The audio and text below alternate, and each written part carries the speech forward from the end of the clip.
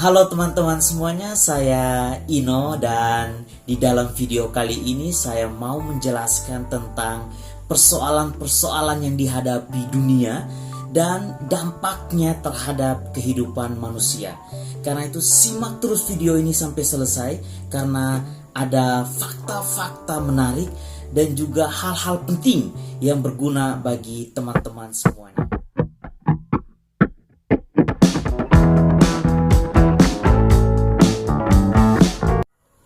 Sudah sejak lama manusia itu mengalami persoalan di dalam kehidupan ini.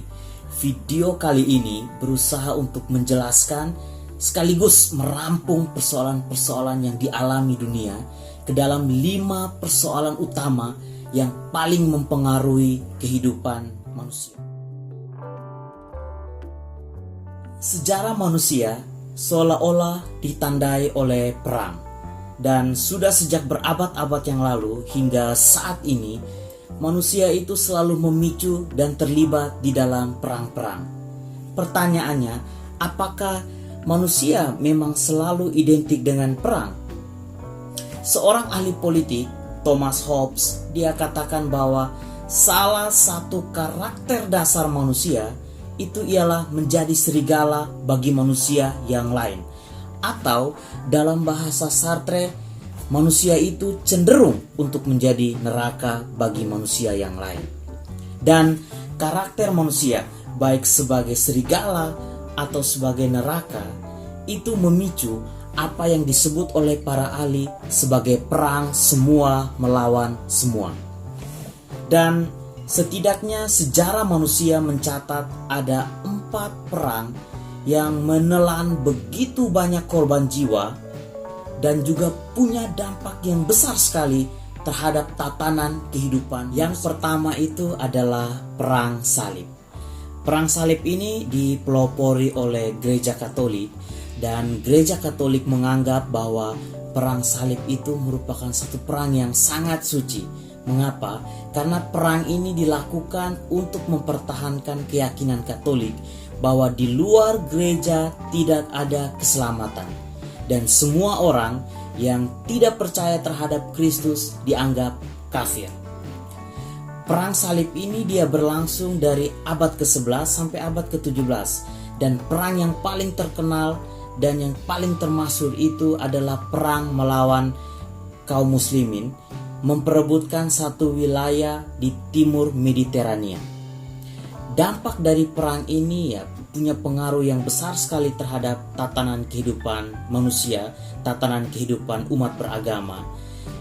Mengapa? Karena umat beragama kehilangan semangat toleransi dan juga cinta akan keberagaman. Mulai muncul superioritas agama, mulai muncul satu anggapan bahwa agamanya yang paling benar dan agamanya itu dianggap sebagai agama bentukan dari Tuhan. Yang kedua itu adalah Perang Dunia Pertama. Dan Perang Dunia Pertama ini terjadi dari tahun 1914 sampai 1918. Perang ini menewaskan setidaknya 18 juta jiwa dan 7 juta diantaranya itu adalah warga sipil. Perang ini terjadi karena keinginan satu negara untuk menguasai wilayah negara yang lain. Selain itu, ada perlombaan di bidang militer dan juga pembentukan blok-blok yang pada akhirnya itu memicu perselisihan. Dan Perang Dunia Pertama ini terjadi melibatkan Amerika, Rusia, dan sekutu melawan Jerman dan yang ketiga itu adalah Perang Dunia Kedua. Perang Dunia Kedua berlangsung dari tahun 1939 sampai tahun 1945. Perang ini terjadi sebagai akibat kegagalan dari Liga Bangsa-Bangsa dalam menjamin perdamaian dan ketertiban dunia. Perang ini menewaskan setidaknya 55 juta jiwa manusia. Dan perang ini mengingatkan kita akan 2 peristiwa besar yang pernah terjadi, yaitu serangan oleh pasukan Jepang terhadap pangkalan militer Amerika di Pearl Harbor, dan pada akhirnya Amerika membalas dengan menyerang, membom 2 kota besar di Jepang yaitu Hiroshima dan Nagasaki. Salah satu dampak dari Perang Dunia Kedua terhadap negara Indonesia yaitu Indonesia akhirnya mengikrarkan atau memaklumkan kemerdekaan pada tahun 1945 setelah pasukan Jepang menarik seluruh anggotanya, seluruh tentaranya dari wilayah. Yang keempat adalah Perang Dingin. Perang Dingin terjadi dari tahun 1947 sampai tahun 1975. Dan perang ini melibatkan dua kekuatan besar, yaitu Amerika dan Sekutu melawan Uni Soviet yang digerakkan oleh Rusia. Menurut para ahli, perang ini tidak hanya terjadi di bidang militer, tetapi terjadi juga di bidang ideologi, yaitu pertarungan antara ideologi liberal melawan ideologi komunis. Dampaknya terhadap bangsa Indonesia adalah yang pertama, ideologi komunis dilarang beredar di Indonesia. Dan yang kedua, terhadap refleksi dan perumusan Pancasila oleh Soekarno. Menurut para ahli, ideologi Pancasila merupakan wajah baru gabungan dari ideologi komunis dan ideologi liberal. Fakta-fakta ini menunjukkan bahwa perang pada akhirnya mendatangkan lebih banyak kesengsaraan dan penderitaan dibanding keuntungan. Dan perang selalu terjadi karena manusia terlalu mementingkan ego dan mengabaikan dialog atau musyawarah untuk mufakat. Presiden Amerika yang ke-35, John F. Kennedy, menyerukan bahwa umat manusia harus menghentikan perang sebelum perang pada akhirnya memusnahkan seluruh umat manusia. 5 persoalan pokok yang kedua itu adalah kemiskinan. Kemiskinan harus menjadi perhatian dunia, secara khusus bangsa Indonesia. Mengapa? Karena belum lama ini Badan Pusat Statistik merilis informasi bahwa pada tahun 2019 ada sekitar 25,14 juta warga Indonesia yang hidup di dalam kemiskinan.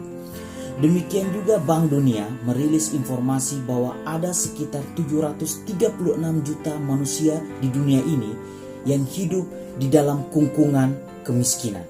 Pertanyaannya, mengapa manusia selalu terjebak di dalam kemiskinan? Setidaknya ada 3 fakta yang menyebabkan seseorang terkungkung di dalam kemiskinan. Yang pertama adalah kemiskinan itu disebabkan oleh sistem atau kebijakan yang tidak pro terhadap orang miskin. Begitu juga ada struktur di dalam masyarakat yang tidak adil. Contohnya, sekolah-sekolah bermutu atau sekolah-sekolah berkualitas, biaya sekolahnya begitu mahal sehingga tidak mampu diakses oleh orang miskin.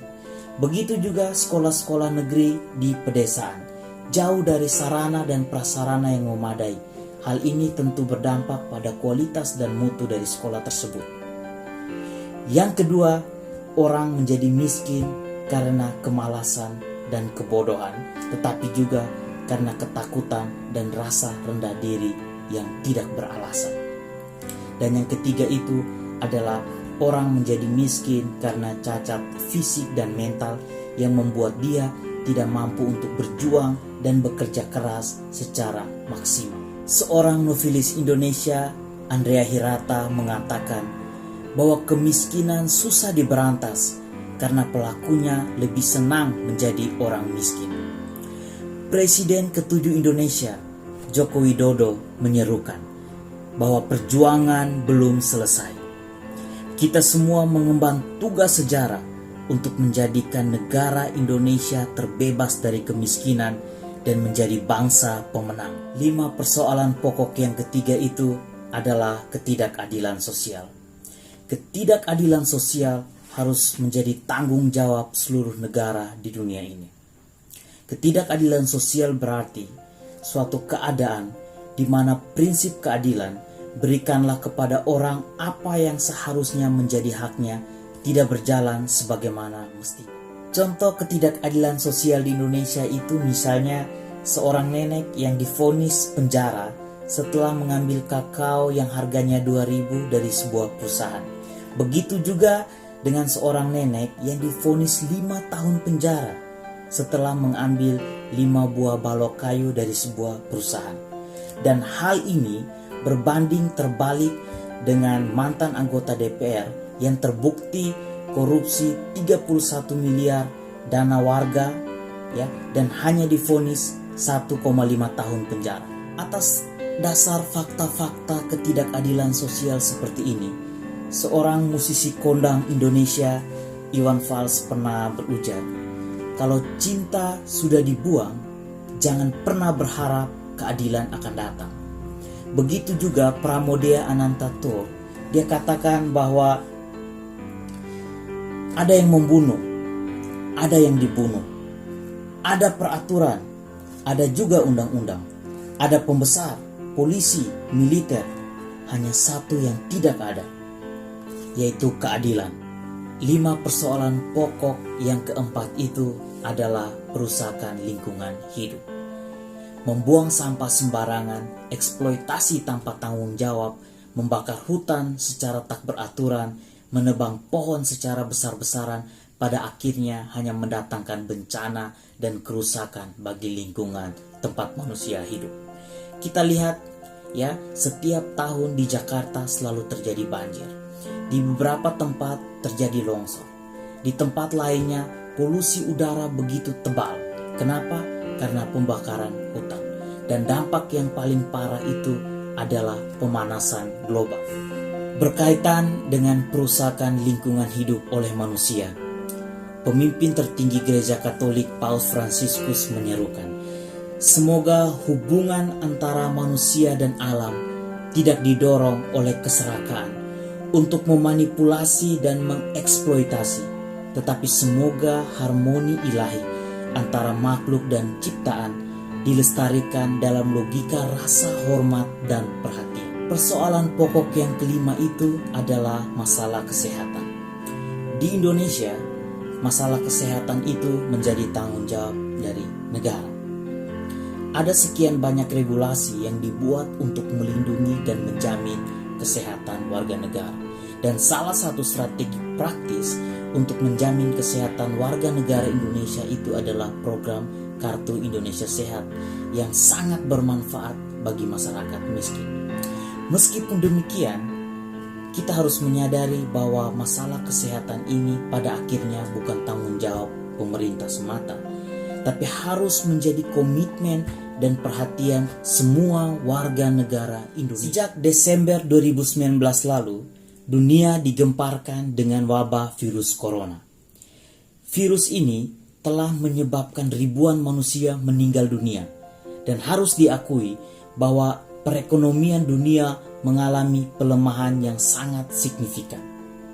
Di tengah fakta yang demikian, muncul kesadaran manusia untuk lebih peduli terhadap kesehatan, untuk lebih menaruh perhatian kepada lingkungan tempat manusia hidup.